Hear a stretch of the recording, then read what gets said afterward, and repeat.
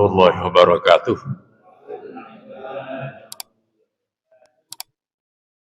Alhamdulillahirabbil alamin wassalatu wassalamu ala asrofil anbiya wal mursalin sayyidina wa habibina Muhammadin sallallahu alaihi wasallam ajma'in wala haula wala quwata illa billahil aliyyil azim. Amma ba'd.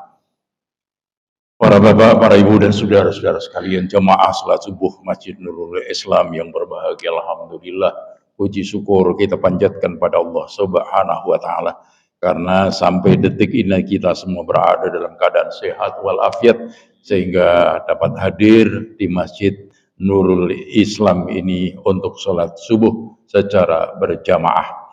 Bapak, ibu dan saudara-saudara sekalian yang berbahagia, pada pagi hari ini kajian kita adalah tentang babu fadlis sholawat, bab keutamaan daripada sholat. Bapak, ibu dan saudara-saudara sekalian, sholat adalah merupakan ibadah yang paling penting dalam Islam dibandingkan dengan ibadah-ibadah mahdhah yang lain. Maka sholat itulah intinya. Jadi dibandingkan ibadah-ibadah mahdhah yang lain seperti puasa, zakat, haji, ya sholat itu intinya.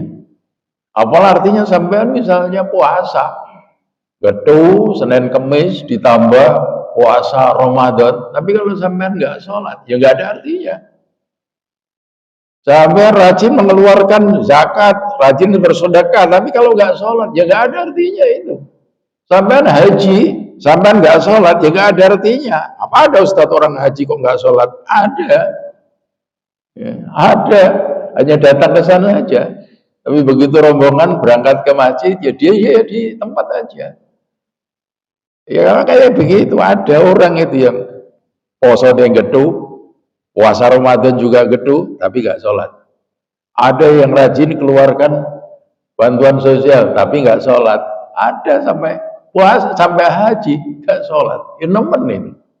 Nah, oleh karena itulah makanya kalau dibandingkan dengan ibadah-ibadah dengan macam-macam ibadah yang lain, sholat itu termasuk ibadah yang sangat istimewa dan penting. Itulah sebabnya maka sudah seharusnya kita sebagai muslim itu kita memberikan perhatian yang istimewa terhadap persoalan sholat itu, sehingga kita bisa melaksanakan sholat itu dengan baik, ya, dengan baik sesuai dengan aturan-aturan yang dicontohkan oleh baginda Rasulullah Muhammad Sallallahu Alaihi Wasallam.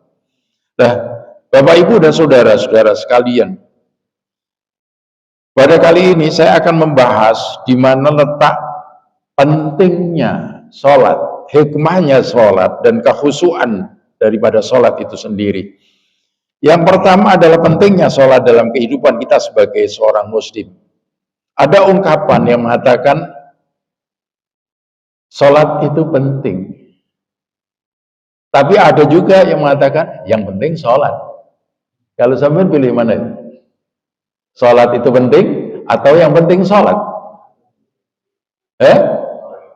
Sholat itu penting, sebab apa? Kalau yang penting sholat, sholatnya asal-asalan, yang penting sholat. Tapi kalau sholat itu penting, makanya kita akan berusaha untuk tahu ilmunya tentang sholat, kaifiahnya sholat yang benar, kita kepengen tahu. Pentingnya sholat dalam kehidupan, hikmahnya sholat dalam kehidupan apa, kekhusyuan sholat itu seperti apa. Kita akan kepengen tahu yang seperti itu. Nah, oleh karena itulah makanya kalau sampean ditanya kenapa sholat itu penting, Pak? Ayo, kenapa sholat itu penting? Pertama,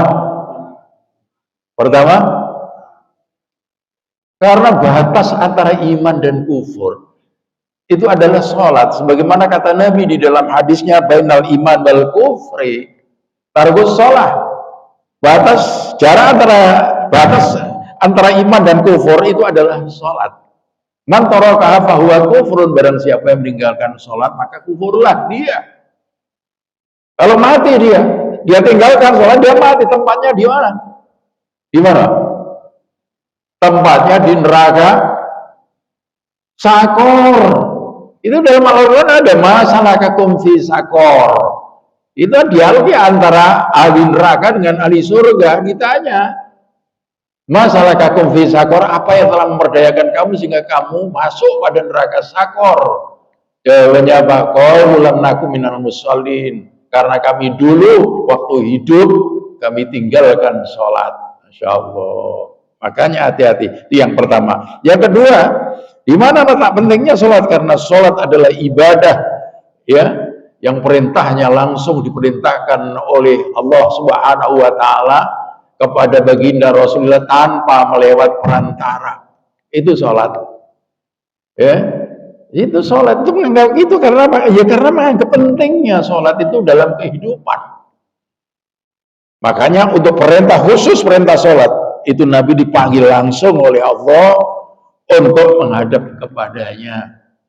Ya, itu dua. Yang ketiga, di mana letaknya pentingnya sholat? Karena amal yang pertama kali dihisab besok di hadapan Allah di hari kiamat itu adalah sholat. Awwalu ma yuhasabu bila abdu yaumal qiyamah as-shalah. Wa in saluhat salaha sairu amalih wa in fasada sairu amalih. Bahwa amal yang pertama kali besok di hari kiamat dihisab itu adalah sholatnya. Kalau sholatnya itu bagus, maka ikut baguslah seluruh amal perbuatannya. Tapi kalau sholatnya itu buruk, rusak sholatnya, maka ikut rusak seluruh amal perbuatannya. Jadi tolak ukurnya di sholatnya itu.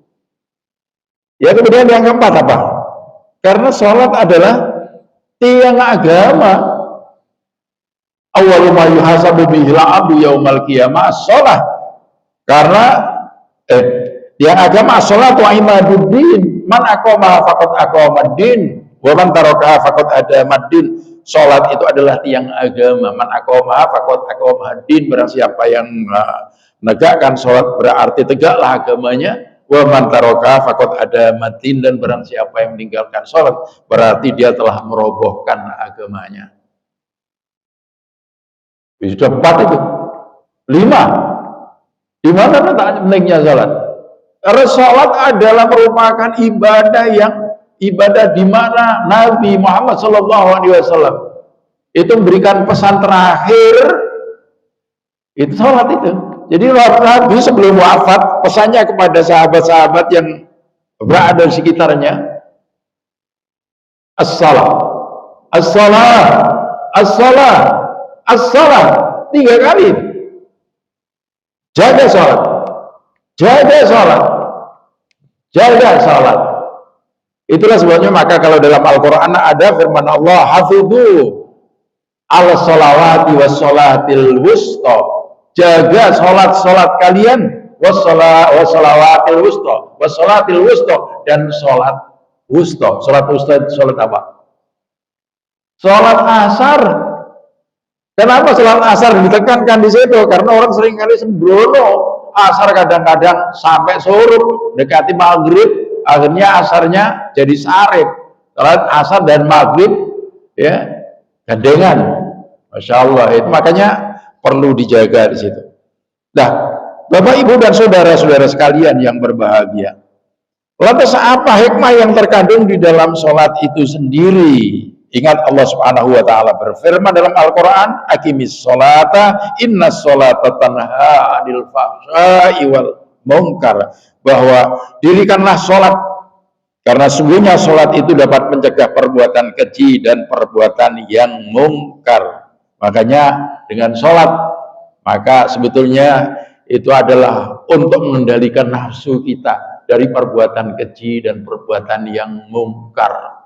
Kenapa kalau begitu? Karena kalau kita rajin sholat, hubungan kita dengan Allah bagus, ya. Akhirnya kalau kita mau berbuat sesuatu yang maksiat sifatnya, kita tuh malu pada Allah Subhanahu wa taala karena mengotori hubungan kita dengan Allah Subhanahu wa taala. Malu. Karena apa? Karena perasaan kita sudah dekat dengan Allah. Allah mengawasi kita dimanapun kita berada. Wa huwa ma'akum aina ma kuntum. Dia itu bersama kamu di mana kamu berada. Kalau perasaan kita selalu diawasi oleh Allah dimanapun kita berada, misalnya kita mau berbuat hal-hal yang keji, perbuatan yang mungkar, yang melanggar aturan-aturan agama, kita malu sama Allah Subhanahu wa taala. Eman. Kalau hubungan kita yang sudah bagus dengan Allah, kita kotori dengan perbuatan-perbuatan maksiat, perbuatan yang melanggar aturan-aturan Allah Subhanahu wa taala dan sunnah Rasulnya. Itu satu. Yang kedua apa? Yang kedua, salat itu hikmahnya apa? Yang kedua, salat itu untuk melebur dan menghapus dosa-dosa kita kepada Allah Subhanahu wa taala. Makanya ini di dalam hadis yang pertama dikatakan wa an Abi Hurairah radhiyallahu an. Dan dari Abu Hurairah radhiyallahu an dia berkata, sami'tu Rasulullah sallallahu alaihi wasallam yaqul, aku mendengar Rasulullah sallallahu alaihi wasallam bersabda, ara'aitum law anna naran bibabi ahadikum yatasilu minhu kulla yawmin khamsa marratin hal yabqa min daranihi syai'un. Bagaimana menurut pendapat kamu jika sekiranya di rumah salah seorang di antara kamu, kalau di depannya ada sebuah sungai yang deras, yang airnya jernih, kemudian dia mandi dalam satu hari 5 kali, apakah kira-kira masih ada kotoran yang melekat dalam tubuhnya? Qalu, para sahabat menjawab, la yabqa min daranihi syai'un. Ya, tentu tidak ada kotoran-kotoran yang melekat dalam tubuh ya Rasul. Maka Rasulullah mengatakan, qala fadzalika masalus salawatil khamsi nam yamahullahu bihinnal khotoya. Ya, kayak begitulah Allah memberikan perumpamaan terhadap sholat yang 5 waktu itu. Allah menghapus dosa-dosa kita selaku hambanya. Nah, jadi sholat sebagai penghapus dosa-dosa kita kepada Allah Subhanahu wa ta'ala. Itu dalam hadis yang pertama muttafaqun alaih, hadis yang sahih itu. Kemudian yang kedua, wa Jabir radhiyallahu an, dari Jabir radhiyallahu an ia berkata, qala Rasulullah sallallahu alaihi wasallam, masalu salawatil khamsi kamasali nahrin jarin ghamrin ala babi ahadikum yatasilu minhu kulla yawmin khamsa marratin, rawahu Muslim. Jadi Rasul bersabda, perumpamaan sholat 5 waktu itu seperti sebuah sungai yang deras, yang airnya jernih, yang berada di depan pintu rumah di antara salah seorang di antara kalian, kemudian kalian mandi 1 hari 5 kali dalam sehari. Masya Allah. Ini jadi satu hadisnya diriwayatkan oleh Imam Bukhari dan Muslim, muttafaqun alaih, disepakati keduanya. Sementara yang kedua itu adalah hadis riwayat Imam Muslim. Bapak, Ibu, dan saudara-saudara sekalian yang berbahagia. Kemudian yang kedua, di antara hikmah daripada sholat itu apa? Yang kedua, yang ketiga, sholat itu hikmahnya apa? Untuk melatih jiwa kita agar jiwa kita itu kuat. Ya, agar jiwa kita kuat. Itulah sebabnya maka amal yang pertama kali diperintahkan oleh Allah, ibadah badani yang pertama kali diperintahkan oleh Allah kepada Nabi itu adalah sholat. Dan pada saat itu adalah sholat malam itu, karena apa? Dengan itu maka jiwa itu akan kuat, sehingga kalau menghadapi tantangan yang bagaimanapun dalam perjuangan maupun dalam kehidupan ini, beliau tahan uji. Itu kayak begitu. Kita kalau jiwa kuat, Pak, menghadapi kehidupan ini, ya kita tenang-tenang saja. Ya, tenang saja. Ada apa saja. Sebab apa? Kita hidup ini kan bagaikan sebuah roda. Kadang-kadang di atas, kadang-kadang juga di bawah. Kadang-kadang sehat, kadang-kadang sakit. Ya, kadang-kadang kita juga ditimpa musibah. Nah, dan itu adalah merupakan ujian kesabaran dan ketaatan kita kepada Allah Subhanahu wa taala. Seperti kemarin malam, Pak. Saya tadi malam istri saya itu operasi di rumah sakit Royal. Penyebabnya apa? Pulang dari memberikan pengajian di Surabaya, di Wonokitri sana, mau ke Majen Sukono dekat Gedung Golkar itu. Pulang jam 11 malam lebih seperempat. Saya sudah tidur pada saat itu. Kan hujan-hujan, ketika begitu masuk rumah itu tahu-tahu dia teriak itu. Jatuh dalam kondisi duduk, Pak. Tahu saya, dia angkat sudah tidak bisa, sudah kesakitan dia.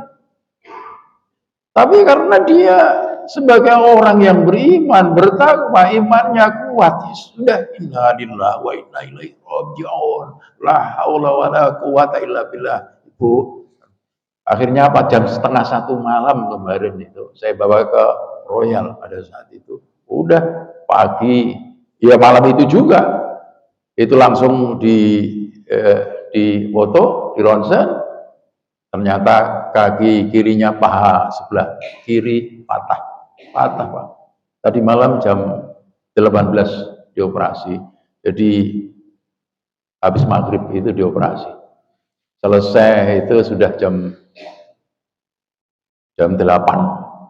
Jam 8 selesai tadi malam. Jadi anak-anak masih ada di rumah.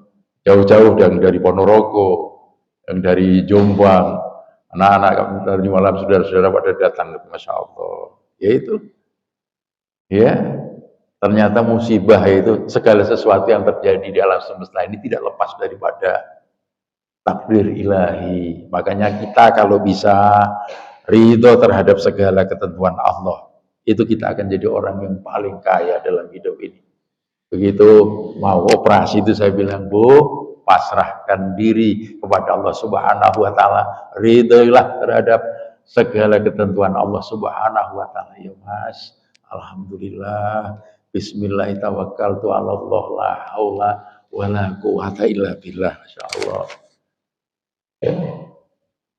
Nah, Bapak Ibu dan saudara-saudara sekalian, jadi itulah kalau kita ya karena sholat, jiwa kita mantap, sehingga kalau menghadapi apa-apa dalam kehidupan itu tenang. Tidak gupuan. Karena apa? Karena ada Allah Subhanahu wa ta'ala, kullu syai'in hikmatun. Segala sesuatu itu pasti ada hikmah. Ya, apa katanya dia? Ya mungkin dengan ini Mas, dosa-dosa saya dihapus oleh Allah Subhanahu wa ta'ala. Ya, seperti itu.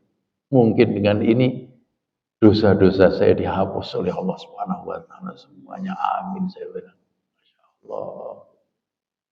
Nah, ini tadi saya mau berangkat, ya ternyata saya dibangunkan oleh dia dari rumah sakit, ya 2:30. Ya, alhamdulillah. Bapak Ibu dan saudara-saudara sekalian yang berbahagia. Jadi di antara hikmah daripada kita sholat 5 waktu itu adalah agar apa? Agar kita ini apa? Bisa melindungi jiwa kita, dan bisa melindungi nafsu kita dari perbuatan yang keji dan mungkar. Yang kedua adalah agar kita ini dihapus dosa-dosa kita oleh Allah Subhanahu wa ta'ala. Dan yang ketiga itu adalah agar jiwa kita kuat, sehingga dalam menghadapi kehidupan yang bagaimanapun kita ini akan menghadapinya dengan tenang, mantap, karena kita pasrah kepada Allah Subhanahu wa ta'ala. Tapi di samping itu juga kita berusaha dengan maksimal. Makanya kalau dikatakan di dalam Al-Quran, ya, ista'inu bis sabri was shalah wa innaha lakabiratun illa alal khosyain. Artinya apa? Minta tolonglah kamu kepada Allah dengan sabar dan sholat. Ya, sesungguhnya yang demikian itu adalah sangat berat kecuali buat orang-orang yang khusyuk. Dengan sabar dan sholat gitu maksudnya menurut para ulama ternyata dengan sabar dan sholat itu, dengan sabar itu dengan berusaha dengan maksimal. Ya kita berusaha dengan maksimal. Kalau memang dapat musibah, ya kakinya patah kayak begitu, ya langsung kita bawa ke rumah sakit. Kita serahkan pada rumah sakit. Kebetulan dokternya sudah kenal sebelumnya, minta kepada pihak rumah sakit, kalau bisa kami mohon dokternya Dokter Dodi. Ya insya Allah Pak. Nanti kalau segala yang dibutuhkan di sini semuanya ada, ya kita operasi di sini. Tapi kalau tidak, ya kita rujuk ke rumah sakit yang lebih besar. Alhamdulillah, ternyata betul tadi malam yang operasi itu Dokter Doni itu. Begitu selesai, ya, habis itu menemui saya. Orangnya keluar, ketemu saya, ketemu anak saya. Yang dokter itu akhirnya kenal baik. Juga kenal dengan istri saya. Ya Allah Bu, tempo hari anaknya yang dioperasi, sekarang ibu sendiri. Gimana ini tadi ya? Akhirnya diceritakan, saya pulang dari pengajian. Itu dokter jam 11:04. Ternyata pulang masuk rumah itu kepleset. Itu yang namanya orang sudah usia Pak. Kalau sudah usia 63 tahun. Saya sudah 67, 68. Ya, selisih 5 tahun ya wis tidak seperti itu dulu lagi, harus hati-hati. Nah, Bapak Ibu dan saudara-saudara sekalian yang berbahagia, jadi di samping kita tahu pentingnya sholat, tahu hikmahnya sholat, kita juga harus tahu tentang kekhusyuan daripada sholat itu sendiri, dan itu penting. Karena apa? Sholat yang khusyuk itu adalah merupakan bagian terpenting untuk menggapai kebahagiaan hidup, ya, di dunia dan di akhirat nanti. Sama dia dalam Quran surat Al-Mu'minun, qad aflahal mu'minun alladzina hum fi sholatihim khashi'un. Sungguh berbahagialah orang-orang yang beriman yang khusyuk di dalam menjalankan sholatnya. Bapak-bapak, kalau sholat itu benar-benar bisa dilakukan dengan khusyuk, akhirnya apa? Itu akan punya efek yang luar biasa terhadap kehidupan kita, akan merubah perilaku kita jadi jauh lebih baik, akan lebih baik karena kita ini sholatnya khusyuk, dihayati betul. Karena apa? Ya karena kita tahu makna yang terkandung di dalam bacaan yang ada di dalam sholat itu sendiri. Jadi kalau sampean kepengen sholatnya khusyuk, ya itu ternyata itu kaifiahnya, caranya itu banyak dari kalangan berbagai macam ulama, termasuk salah satunya yang pernah saya dengar langsung itu dari beliau Syekh Ismail, ya seorang ulama besar, ya keturunan baginda Rasulullah Muhammad SAW. Saya datang ke pondoknya. Apa kata beliau? Saya belajar sholat untuk bisa khusyuk betul 17 tahun lamanya. Lah, beliau mengatakan sholat itu akan khusyuk, ya caranya gimana? Satu, wudhunya itu harus sempurna. Jadi wudhunya jangan asal-asalan. Jangan yang penting bahasa, wudhunya harus sempurna. Syarat dan rukunnya wudhu itu kita benar-benar perhatikan. Sebab kalau wudhu kita sempurna, insya Allah ya kita akan bisa menjalankan sholat dengan khusyuk. Sebab kalau wudhunya tidak sempurna, setan itu akan tetap menggoda terus, Ya, teman tahu yang membuat orang ya konsentrasinya di dalam sholat itu kadang-kadang buyar, itu gara-gara apa? Gara-gara setan. Setan Pak. Seorang sahabat Utsman pernah bertanya kepada Rasulullah, ya Rasul, ketika saya sholat saya digoda terus oleh setan, saya tidak bisa khusyuk. Apa kata Nabi? Kalau kamu sholat, kamu menyadari betul bahwa kamu digoda oleh setan, ya meludahlah 3 kali. Kemana? Ke arah kiri. Baca ta'awudz, mohon perlindungan kepada Allah Subhanahu wa Ta'ala.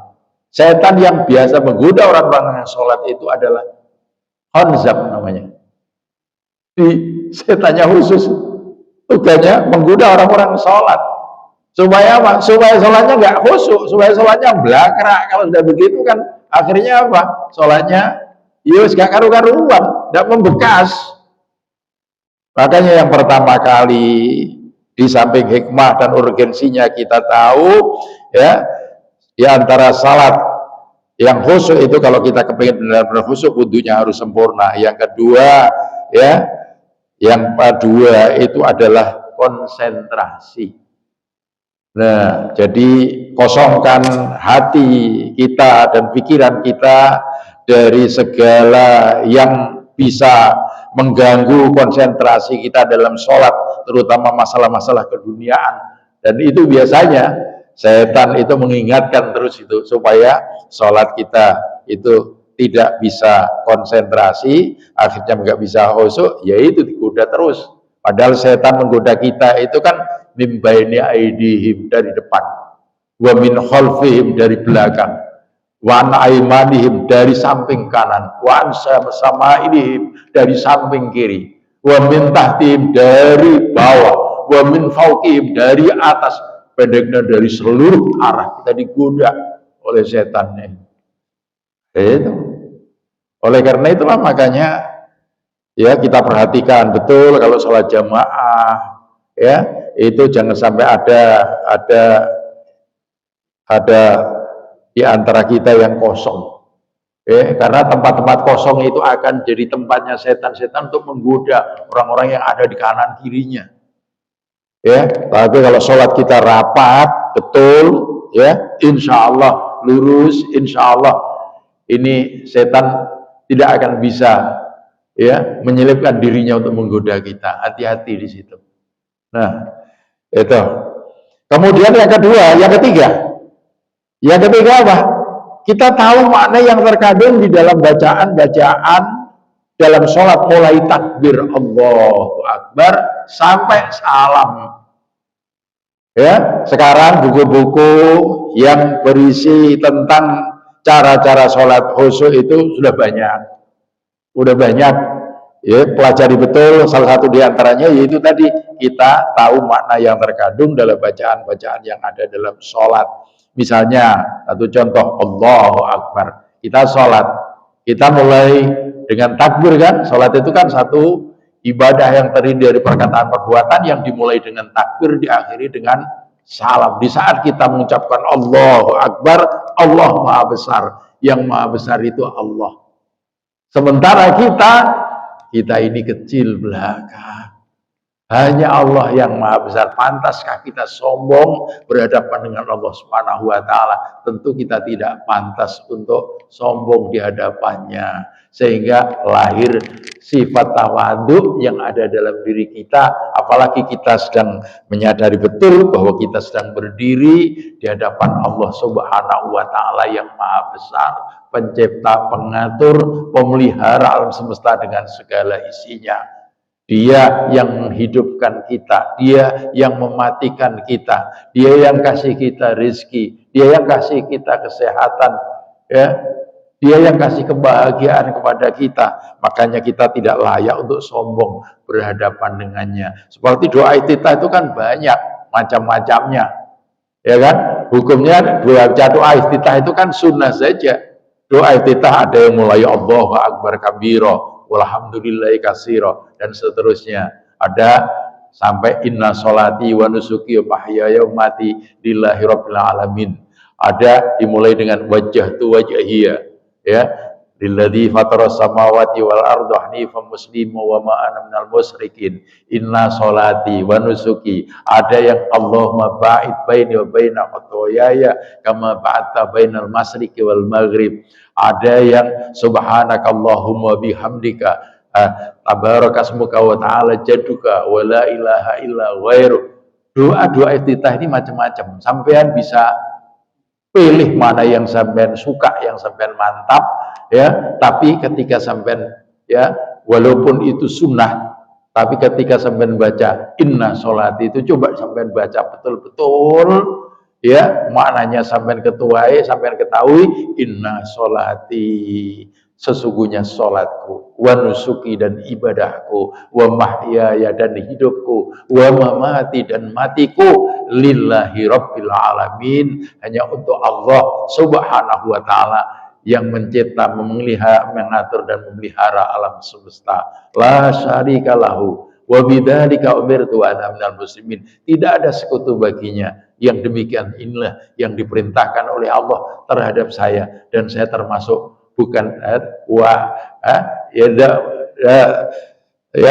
diteruskan di situ, Ya, jadi la syarikalah wa bidzalika umirtu wa ana minal muslimin. Yang demikian itulah yang diperintahkan oleh Allah kepada saya, dan saya termasuk orang yang berserah diri kepada Allah Subhanahu wa taala. Sehingga kita baca itu mantap. Akhirnya apa, kadang-kadang kita baca ini nangis. Nangisnya bukan karena gembeng, karena kita senang, karena kita sedang mendapatkan taufik dan hidayahnya Allah Subhanahu wa taala. Makanya sampean bisa sholat dengan baik, bisa sholat dengan khusyuk. Apalagi kalau sampean baca Fatihah, ya, sampean tahu betul makna yang terkandung dalam Fatihah. Apalagi sampean tahu bahwa Fatihah itu adalah satu-satunya surat yang, ya, yang gimana itu? Satu surat yang sangat agung itu. Surat yang sangat agung itu adalah Al-Fatihah. Sementara, ya, surat yang sangat agung dalam Al-Quran, ya surat Al-Fatihah itu. Kemudian ada ayat yang paling agung dalam Al-Quran, ayat kursi. Ya, karena di saat kita, karena Al-Quran yang 30 juz, 6.666 ayat itu kalau diringkas itu menjadi Al-Fatihah. Makanya Nabi sampai katakanlah, sholat liman lam yaqra' bi Fatihatil kitab. Sholat itu tidak sah kalau kita tidak baca Fatihah. Makanya kalau kita baca Fatihah, benar-benar kita tahu maknanya. Masya Allah, tahu bahwa kita di saat itu sedang dialog dengan Allah Subhanahu wa taala. Mantap. Ya, mantap. Coba kalau sampai di saat baca, ya, Alhamdulillahirabbil alamin. Itu kan langsung dijawab oleh Allah itu. Hamidani ya abdi, hambaku telah memujiku. Ya, dikala sampai mengucapkan apa? Ar-Rahmanir Rahim, langsung dijawab oleh Allah. Asna alayya abdi, hambaku menyanjungku. Di saat sampai membaca Maliki Yaumiddin, yang merajai di hari pembalasan, Allah langsung menjawab Majjadani abdi, ya, hambaku mengagungkanku. Di saat sampai membaca apa? Iyyaka na'budu wa iyyaka nasta'in, apa kata Allah? Hada li wa li abdi ma asama sa'ala. Ini adalah untukku dan untuk hambaku apa yang dia minta. Dikala sampai mengucapkan ihdinas siratal mustaqim, ya Allah tunjukkanlah kami ke jalan yang lurus, langsung dijawab oleh Allah, hada li abdi wa li abdi ma sa'ala. Ini adalah untuk hambaku seorang, untuk hambaku apa yang dia minta. Makanya diteruskan, ihdinas siratal mustaqim siratal ladzina an'amta 'alaihim ghairil maghdubi 'alaihim waladdallin. Amin. Yaitu jalannya orang yang telah Engkau beri nikmat, bukan jalannya orang yang Engkau murkai, dan bukan jalannya orang-orang yang Engkau sesatkan. Amin ya Allah, istajib lana, kabulkanlah doa kami ya Allah. Itu yang kita minta. Ya, itu kalau kita tahu, wah, Masya Allah, kalau sholat itu tambah nikmat. Oleh karena itulah makanya kata Nabi apa? Tidak ada saat-saat yang paling aku sukai kecuali saat datangnya waktu sholat. Kenapa? Karena di saat datang waktu sholat itu pintu langit terbuka.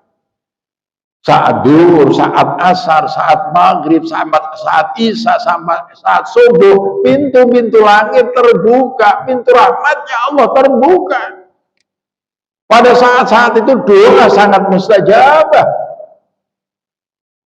Oleh karena itulah makanya nikmat sekali. Jadi kalau kita tahu makna yang terkandung dalam bacaan-bacaan sholat, itu nikmat sekali. Dikala sampean misalnya ruku, subhana rabbiyal azimi wa bihamdi, subhana rabbiyal azimi wa bihamdi, subhana rabbiyal azimi wa bihamdi, maha suci Tuhanku, segala puji baginya.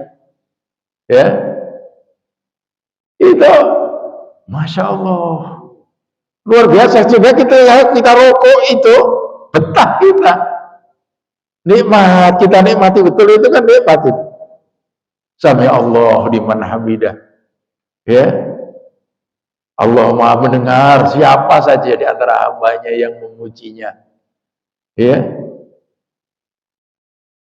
itu Rabbana lakal hamdu mil'us samawati wa mil'ul ardi wa mil'u ma syi'ta min syai'in ba'du.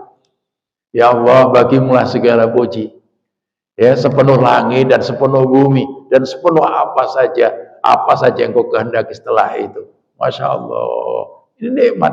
Demikian juga di saat sujud. Kalau kita tahu rahasianya sujud, sujud kan intinya sholat itu ada di situ. Apalagi Nabi mengatakan aqrabu ma yakunul abdu min rabbi fa huwa sajid. Jarak yang paling dekat antara seorang hamba dengan Allah itu adalah di kala sujud.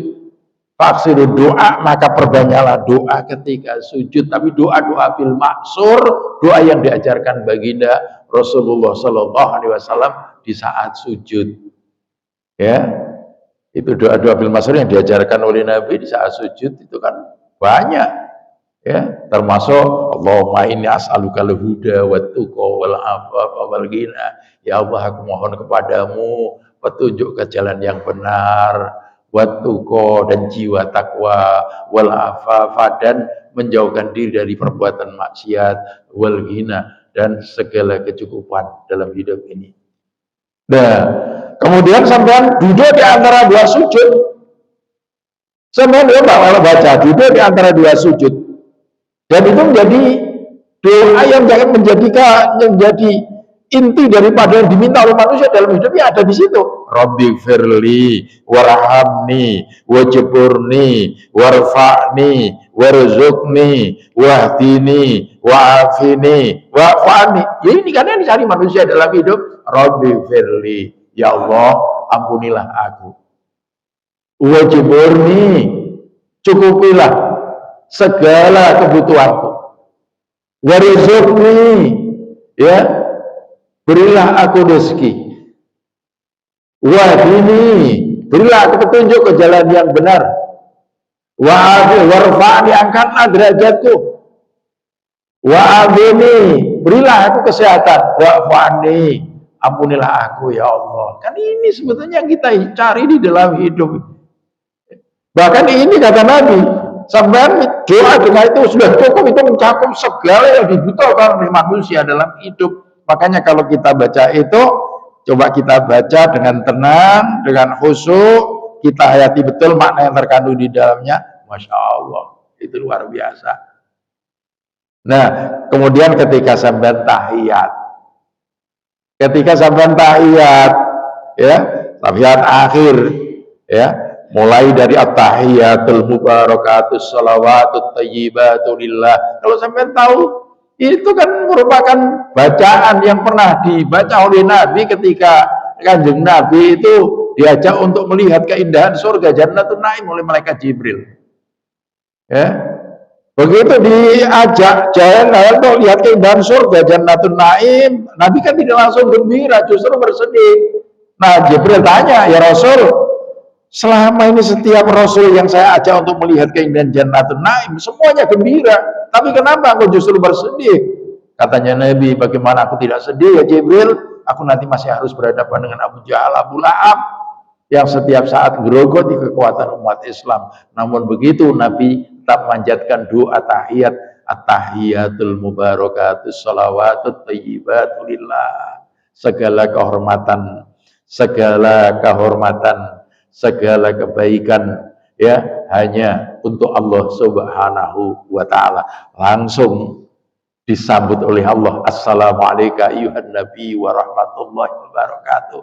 Ya, keselamatan atas engkau nabiku tersayang, rahmat Allah dan berkahnya senantiasa padamu. Lah, mendapatkan sanjungan seperti itu Nabi enggak kok langsung ngadi kuno. Sopo sira sapa ini sudah. Nabi langsung ingat kita sebagai umatnya. Assalamualaikum warahmatullahi wabarakatuh. Ya, kesejahteraan semoga atas kami dan atas hamba-hamba Allah yang soleh. Karena melihat Nabi Muhammad yang kayak begitu, maka Jibril langsung mengatakan, memberikan kesaksian, asyhadu an la ilaha illallah wa asyhadu anna Muhammad Rasulullah. Masya Allah. Saya bersaksi bahwa tidak ada Tuhan kecuali Allah, dan saya bersaksi bahwa sungguhnya engkau Muhammad adalah, ya, utusan Allah. Itu Jibril yang memberikan kesaksian itu, Pak. Sehingga ternyata sholat itu Masya Allah, kalau kita tahu itu kayak begitu, ya baru dilanjutkan sampai salam itu, ya itu kayak begitu. Jadi kita tahu makna yang terkandung dalam bacaan sholat itu. Kemudian yang syarat yang ketiga apa? Syarat yang ketiga apa? Oh, syarat yang keempat, supaya sholat kita benar-benar bisa khusyuk, kita tahu bahwa di saat sholat kita sedang berdiri di hadapan Allah Subhanahu wa Ta'ala. Jadi di sini ada mengagungkan Allah Subhanahu wa Ta'ala dan mengakui akan kekerdilan kita sebagai hambanya Allah Subhanahu wa Ta'ala. Sementara yang terakhir, apa kata Nabi, pesan beliau, kalau kepingin sholatnya khusyuk di saat sampai sholat, sampai ingat-ingat dengan kematian. Loh, gimana Pak? Kalau kita sholat, kita juga ingat akan kematian. Ingat bahwa yang namanya kematian itu bisa datang sewaktu-waktu. Siapa tahu sholat ini merupakan sholat yang terakhir, sehingga habis sholat itu kita langsung dipanggil, dijemput oleh malaikat Israel, dipanggil di hadapan Allah Subhanahu wa Ta'ala, sehingga sholatnya itu benar-benar bisa khusyuk, bisa tambah khusyuk, tambah khusyuk, tambah khusyuk, sempurna. Itu kayak begitu. Beda dengan sampean sholat, pas sholat sampean ingat mari nonton sinetron, eling sinetron, kacau. Iya kan, kacau. Sampean habis sholat, habis nonton gambar-gambar sih nggak guna, kacau sholatnya sampean. Tapi kalau sampean sholat benar-benar sampean ingat akan kematian yang bisa datang setiap saat terhadap kita, ya sudah siapkah kita apabila sewaktu-waktu dipanggil oleh Allah Subhanahu wa Ta'ala? Anggap bahwa sholat kita ini adalah sholat yang terakhir, sehingga betul-betul kita menjalankan itu ya tidak cepat-cepat, ya tidak cepat-cepat. Kalau cepat-cepat itu ingat, al ajlu min ajali min amali syaitan, kesusu itu termasuk perbuatannya setan, ya. Sampean ini menghadap sopo, menghadap Gusti Allah kok kesusu, tenang, khusyuk, Masya Allah, nikmat, gitu loh. Nah, saya kira di sini barangkali sampean ada pertanyaan-pertanyaan. Ini sholat ini banyak apa yang dibahas ini, termasuk ini hadis yang keempat. Hadis yang keempat itu dikatakan wa an Abi Hurairah radhiyallahu anna Rasulullah sallallahu alaihi wasallam qala as-salawatul khamsu wal jumu'atu ila jumu'ati kafaratul lima bainahuma malam tushal kabair. Salat 5 waktu dan salat Jumat dari Jumat ke Jumat itu menghapus dosa-dosa antara keduanya selama tidak ada dosa besar di dalamnya. Makanya kalau sholat 5 waktu sudah dilaksanakan dengan baik, dengan khusyuk, tambah sholat Jumatnya juga begitu, ya tepat waktu, kita cepat-cepat pergi ke masjid, kita dengarkan khutbah Jumat, sekaligus kita sholat dengan khusyuk, insya Allah itu sudah jadi penghapus dosa-dosa kita, ya harian termasuk yang mingguan. Ya itu kayak begitu, Masya Allah. Nah kalau puasa Ramadan itu kan dosa-dosa ya yang tahunan itu, Masya Allah. Makanya ada Lailatul Qadar itu. Ya, barangkali ada pertanyaan. Nah ini sampai dikatakan ada pertemuan yang akan datang kalau kita masih dikasih kesempatan oleh Allah, ada babu fadli sholati subuh wal asar, bab tentang keutamaan sholat subuh dan sholat asar. Duh, ada perhatian khusus. Ya, kenapa sholat subuh dan asar itu benar-benar perlu diperhatikan. Di sini ada saya coplik sedikit. Wa Nabi Musa radhiyallahu an, dari Abi Musa radhiyallahu an, Rasulullah sallallahu alaihi wasallam, bahwa Rasulullah sallallahu alaihi wasallam berkata, man shallal bardaini dakhala jannah. Barang siapa yang sholat ya di waktu-waktu yang sholat bardaini itu adalah dakhala jannah, maka pasti dia masuk surga. Apa sholat bardaini? Sholat bardaini di sini disebutkan dalam keterangan al-bardani as-subhu wal asru, subuh dan asar. Teman tahu kenapa subuh dan asar? Subuh itu sendiri pahalanya ya sama dengan sholat subuh, ya kalau sampean lakukan secara berjamaah pahalanya sama dengan sholat sepanjang malam. Kalau isya sholat separuh malam kalau jamaah, ya itu. Kemudian kalau sholat asar ternyata kenapa dikhususkan di sini subuh asar, supaya ini benar-benar diperhatikan, karena di saat subuh dan asar itu tempat pertemuan, saat-saat pertemuan antara malaikat malam dan malaikat yang bertugas siang. Jadi malaikat ini ternyata ada sip-sipan. Sisipannya itu asar dan subuh. Asar dan subuh. Jadi mereka yang bertugas malam pas asar tadi itu ketemu dengan malaikat yang berjaga siang. Pertemuannya di sholat asar itu kemudian menghadap pada Allah Subhanahu wa ta'ala. Ya. Nanti yang subuh, ketemu subuh jaga untuk mulai subuh sampai asar, pertemuannya di saat itu. Makanya dikatakan inna qur'ana subhi, ya, itu masyhuda, bahwa sholat subuh itu disaksikan oleh para malaikat, itu betul, itu Quran loh, ya. Wa nunazzilu minal qur'ani ma huwa syifaa'un wa rahmatul lil mu'minin wala yazidud dhalimina illa khasara. Di situ Masya Allah ya. Jadi bapak-bapak, ibu-ibu dan saudara-saudara sekalian, ini yang perlu saya sampaikan. Barangkali ada yang jadi ganjalan, akan ditanyakan aja, monggo. Nah, boleh. Nanti habis ini ya kembali ke rumah sakit, ya. Jadi ya kembali ke rumah sakit. Karena anak-anak yang jauh-jauh sudah pada pulang ini nanti. Ya. Ya. Ya. Tidak ada? Ya. Tidak ada, Pak? Ada. Monggo. Waalaikumsalam warahmatullahi wabarakatuh.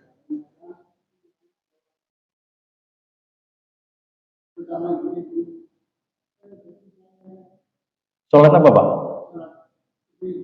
Iya.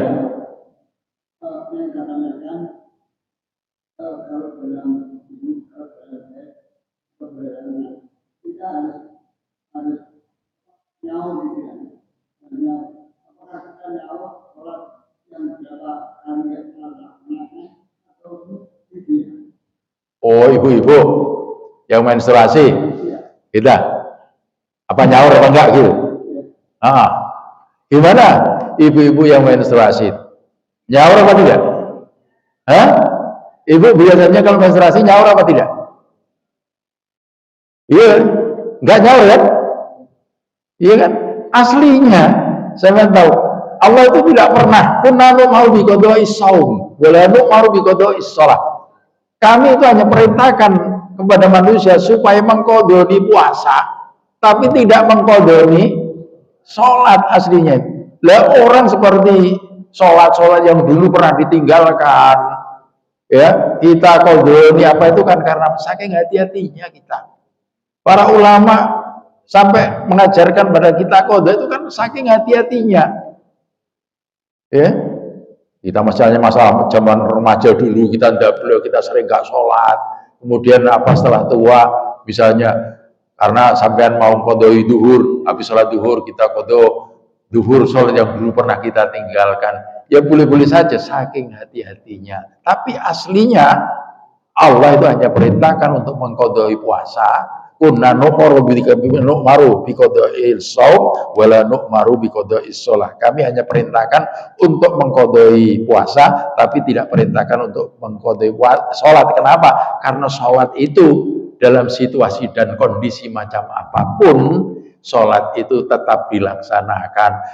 Misalnya dalam keadaan sakit, ya kalau nggak bisa berdiri dengan duduk, nggak bisa duduk boleh bubuk miring, nggak bisa bubuk miring melumah. Nggak bisa melumah, ya kita masih ada kesadaran, kedip-kedip saja dengan isyarat. Kalau nggak bisa, ya wis gak usah sholat, disolati lu. Ada sholat yang macam-macam gitu itu, supaya dalam situasi dan kondisi macam apapun, kita tidak meninggalkan sholat. Kita misalnya dalam keadaan pergi jauh, kita ada sholat jamak, ada sholat kosor, ada sholat jamak dan kosor langsung. Itu kan kayak begitu, sampai ada sholat yang ya jamak takdim, jamak takhir, apa itu kan. Supaya apa? Supaya kita itu dalam situasi dan kondisi macam apapun, kita tetap menjalankan sholat. Sampai ada sholat khusuf, ada sholat khauf, sholat dalam keadaan ketakutan apa? Sholat dalam keadaan perang. Nah, sampai perang saja itu ada, kita masih ada kewajiban sholat, sehingga diatur sedemikian rupa, mana yang bagian jaga di belakangnya, mana yang sholat. Itu kan menunjukkan bahwa yang namanya sholat dalam situasi dan kondisi macam apapun, selagi nyawa itu masih dikandung badan, masih ada kesadaran, kita ini masih ada kewajiban untuk sholat. Oleh karena itulah makanya ya ada yang namanya fikih. Itu sampai tahu fikih itu katanya Profesor Dr. Ki Haji Saikhul Hadi Permono SH MA, beliau guru besar pertama Yayasan Sunan Ampel Surabaya dulu. Itu dosen fikih saya waktu di S2. Beliau katakan fikih itu gudangnya perbedaan, bukan fikih kalau tidak ada perbedaan. Makanya sampai jangan punya pendapat, wah harus begini, kalau nggak begini nggak sah. Jangan. Ya. Fikih itu gudangnya perbedaan. Makanya 4 imam madzhab, Imam Hanafi, Imam Maliki, Imam Syafi'i dan Imam Ahmad bin Hambal itu antara guru dan murid saja, ya. Mereka itu berbeda tapi mereka saling menghormati. Ya kayak Imam Syafi'i itu. Ya, kalau Imam Syafi'i waktu diundang oleh Imam Hanafi ketika ngimami sholat subuh, ya Imam Syafi'i nggak pakai kunut, padahal Imam Syafi'i biasanya kunut. Ya, begitu selesai ditanya, ya Syafi'i kenapa nggak pakai kunut? Ya, dikromi hadal madhab ini untuk menghormati madhab ini, karena sampai biasanya nggak pakai kunut, saya menghormati itu. Juga ya begitu. Nah, Imam Syafi'i sendiri biasanya sehari-hari pakai kunut, padahal ini antara guru dengan murid, ya. Tapi mereka keduanya mengakui akan kealiman masing-masing gurunya, semuanya membanggakan. Jadi Imam Syafi'i pun membanggakan guru-gurunya, ya guru-gurunya juga membanggakan akan kemampuan daripada Imam Syafi'i. Tapi yang jelas itu ya dalam fikih itu tidak ada pendapat satu-satunya harus begini, kalau nggak gini nggak sah, jangan. Ya, fikih itu gudangnya perbedaan-perbedaan. Makanya seperti tadi itu orang yang menstruasi itu kan sebetulnya itu nggak perlu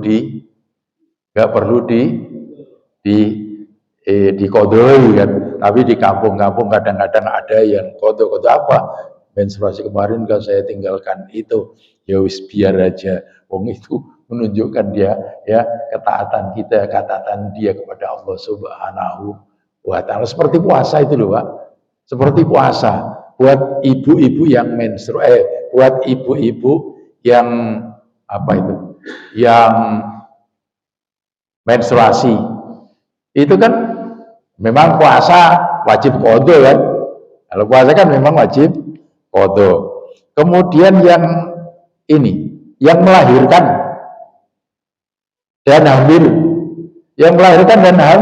itu aja di antara para ulama kan berbeda pendapat.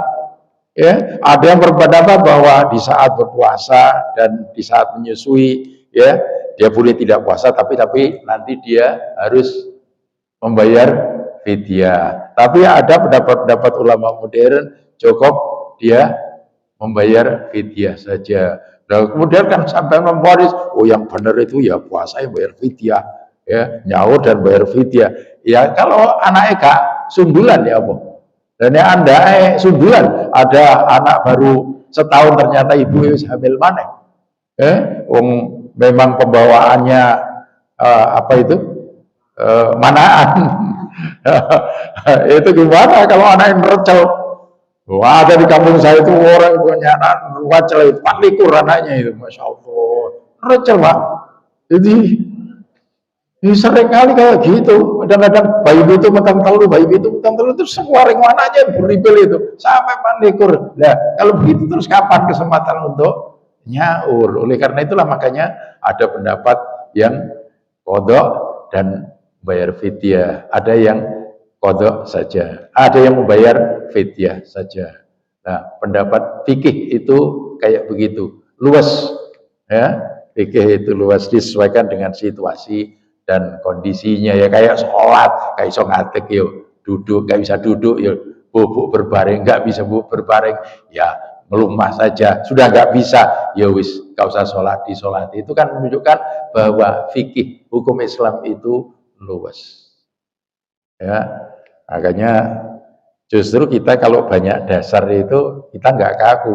Sing kaku itu biasanya dia punya dasar satu-satunya itu, sehingga nggak ngono salah. Payah kalau itu, ya itu gitu. Tapi kalau kita banyak membaca, kita banyak dasar, akhirnya apa? Akhirnya kita ini luwes, ya. Jadi orang itu bisa menerima pendapat orang lain, menghargai pendapat orang lain. Tidak kok yang benar ya saya, yang salah itu orang lain. Tidak ada seperti itu. Islam itu tidak seperti itu. Islam itu luas dan luas. Ya, itu Pak. Nah, ya, makanya seperti orang kalau sholat itu, kadang-kadang ada orang itu yang serius, sampai sholat kok jungkar jungkir terus saya.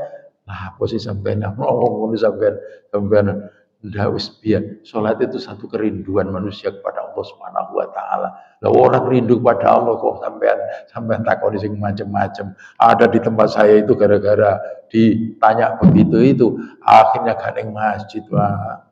Padahal biasanya jam telu itu sering jam telu bengi. Biasanya itu sudah ada di masjid. Dia rupanya sholat di masjid itu ya tahajud, ya hajat, yo kadang-kadang yo tasbih. Nah, sementara satunya itu, nah kok ini sampai tak dulu sholat bolak-balik sholat opo sampean itu. Akhirnya itu wis pirang bulan 3 bulan nih kan di masjid. Tak cari-cari Pak. Ikut toko sampean kan di masjid sakit. Enggak ya Pak. Masya Allah. Jadi ini tahu ditakoni sampean sholatnya sholat opo sampean. Kok bolak-balik. Kadang-kadang antara maghrib dan isya itu. Kadang-kadang maghrib dan isya sama antara maghrib dan isya itu kok sampai tak dulu sholat bolak-balik sholat opo itu. Gak usah sampai takoni, itu sholat awabin, sholatnya orang-orang yang dekat dengan Allah Subhanahu wa ta'ala. Dia rindu kepada Allah, biar.